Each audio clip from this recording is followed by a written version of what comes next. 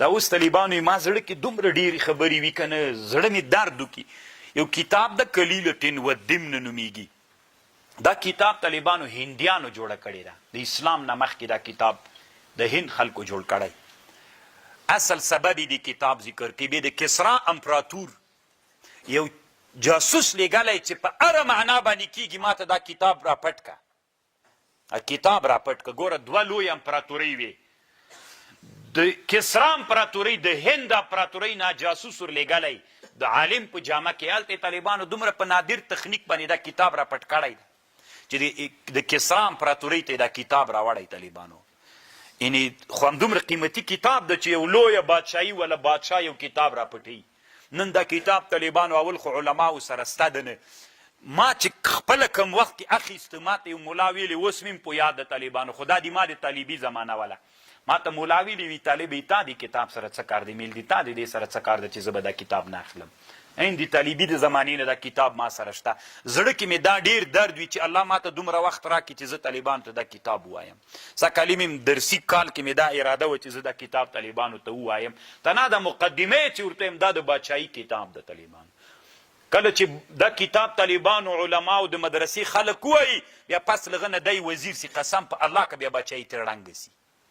کم موټروان نه موټر چپه کېږي که نه سي څه د دو ته ناست دي خلک ورسره یي په دې لاره باندې بیا چې چپه کېږي تر ټکر کېږي کم سړي نه اما چې زده یې سي یا نه تر ټکر کېږي. طالبانو چې اصولو قواعدو سره بلد وي دا کتاب طالبانو چې زده کوي په رب العالمین که بیا موږ نه څوک خطا وخوري بیا ولا که بادشاهي رانه خرابه سي طالبانو بیا به په جنګ هم پوهېږو بیا به په بادشاهي باندې هم پوهېږو. خو خیر طالبانو که وخت پیدا سو فبها و نعمه کنی تاسې کوشش وکړئ طالبانو دا کتاب وګورئ د الله په خاطر ویې ګورئ چې څومره عجیب او څومره خوندور کتاب د کلیلتن و دمنه. د حیواناتو په ژبه یې دا کتاب جوړ کړی طالبانو. خبر خو پوهېږئ طالبانو انسانان علم ته وږي دي. تا لږ خو وینئ سلمان لږ ودرېږه کم ذره استاد شو طالبان دې وویني به اونا سیل کو که تو را ببینه بیشي. دا طالبانو کاناډا کې پیدا سوی. دوه ټکي پارسي زده دي بیخي په بله ژبه پوهېږي نه انګلیش و. یتیم ده مور یې دلته راوستلی او ما ته ویلې یو څه وخت به دلته تاسې ري چې د تاسې خوی واخلي لکه دا هغه ټولنه کې عادت سوی بیچارهګی که نه دومره غیرتي مور طالبانو چې هلته دا دلته یې راوستلی چې دی د تاسې خوی واخلي. مونږ طالبانو دومره ډېر مسؤلیتونه لرو. مور دومره غیرتي ښځې ستا ده ګوره. نو الله مو علما که بیا م وایم خو که واړه واړه علما الله درنه جوړي طالبانو الله مو مستریان که الله مو سر له اوسه نن بیان که ځکه بیا ملت ته ګټه نه سي رسولی. طالبانو الله مو داسې علما که چې درد مو زړه کې پیدا سي چې د اسلامي امت انسانان هغه دردونو باندې اخته سي چې پوه سي چې موږ اسلامي امت ته څه وکړو. عبدالله بن عباس رضی الله عنه اوس طالبانو تاسې د غریب القرآن ته سیوطي په اتقان کې په دې ډېر لوی بحث کړی. زه ټول نه پې غږېږم صرف یوه خبر درته کوم. طالبانو عبدالله بن عباس رضی الله عنه یو ورځ د بیت الله په دې سوري ته ناسته. دا هم نو ډېر خوند کوي طالبانو چې د بیت الله سوري ته ناست دی. خلک پرې راټول وو. خلکو په تفسیر د قرآن کې پوښتنه ترنه کوله. دلته یو سړی و نافع الارزق نومې څه نومې دا معتزلي و طالبانو. د نجدته ابن عمیر ته وویلې راځه ما ته دغه هغه ته ورسو دا سړی ته دغه سړي ته ورسو چې د قرآن باندې جرأت کوي له ځانه په قرآن کې غږېږي او علم سته ده نه ورته چې کله نږدې ورته راغی سلام یې ورته وکړه السلام علیکم هغه ورته ویلي وعلیکم السلام عبدالله ابن ورته ویلي موږ تا نه پوښتنه کوو په باره د قرآن کې وایي کوی وایي د دې آیات ترجمه راته وکړه عن الیمین و عن الشمال عزین. دا عزین څه معنا لري؟ دا یو غریب القرآن سو. اوس طالبانو من نه د طالبانو په رب درته قسم کوم طالبانو خیر د کله کله خو انسان وي سړي نه جذبه کېږي هغه نه طالبانو چې سړی په هوش کي.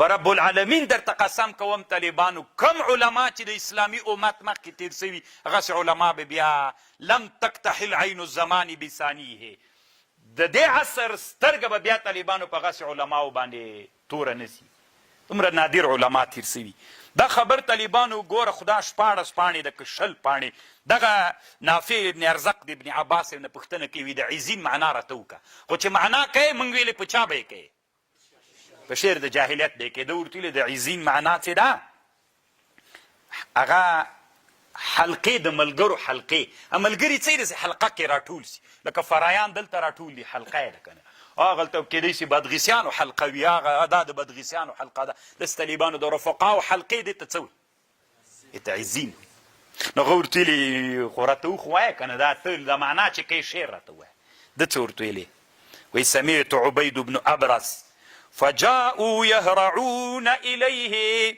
حتى يكونوا حول منبره عزينا شعر ورته ویلې فجاءوا يهرعون إليه راغلل منډې راوهلې دته حتى يكونوا حول منبره عزينا چارپیر د منبر یې داسې حلقې حلقې کې ناستل خوند یې وکړه که نه دلې بیا ورته ویلې که زه د قرآن کې چې د وسیلې ټکی راغلی دا وسیله راته ووایه وابتغوا الیه الوسیله ده ورته ویلې وسیله خو حاجت ته وایي چا ته وایي حاجت ته وایي شعر راته ووایه نو ده ورته ویلې اما سمعت عنتر د یو لوی شاعر د جاهلیت د زمانې تېر سوی عنتر إن الرجال لهم إليك وسيلة يأخذوك تكحلي وتخضبي إن الرجال لهم إليك وسيلة خلق چې دي دوی تا لره حاجت یعنی د دې خلکو تا ته یو څه حاجت ستغه حاجت یې ورپوره کړه وابتغوا إليه الوسيله وابتغوا طلب کوي الله ته یعنی الله نم چې کوم حاجتونه غواړئ د الله نه یې وغواړئ دا یې مطلب بې طالبانو په پاڼو پاڼو باندې طالبانو همدا مجلس دوام کړی د ابن عباسو د چا نه د نافع ابن ارزق نه طالبانو همداسې بیخي ډېر اوږد بحث ته طالبان زه حیرانه دې ته سم چې دا اوس څومره ابن عباسو چې دومره ډېر شعرونه یادو هر غریب دپاره یې څوک یادو امام سیوطیم نور چې ډېرې پاڼې ویلي طالبانو ستړی سوی دی وی هذا آخر مسائل نافع الارزق وی قد حذبت منها یسیرا تقریبا 18 څه زیات سوالونه مې له دې نه حذف کړي دي نو طالبانو ورونو دې ته غریب القرآن وی د غریب القرآن مستقل بحثونه دي کتابونو د علومو د قرآن کې چې ما درته ویلې کوشش وکړئ طالبانو ورونو غریب القرآن کې د پخواني نحویین علماو لغت کتابونه پیدا کړئ او اکثره دا طالبانو په معانی القرآن په نامه باندې دي ښه که تا داسې ویلې چې ما په پلانکي تفسیر کې دا خبره لیدلې نو هغه زمانه کې دغه معانی دا تفسیرونو ته به یې په هغه زمانه کې معانی القرآن ویلې خو هغه وخت کې تفسیر کې نورې خبرې نه وې صرف څوک پکې و همدا د غریب القرآن یعنی په اوله مرحله د قرآن تفسیرونه چې شروع سول څوک غریب القرآن باندې بحث شروع سو او کتابونو ته یې څه هغه زمانه کې ویلې معانی القرآن ته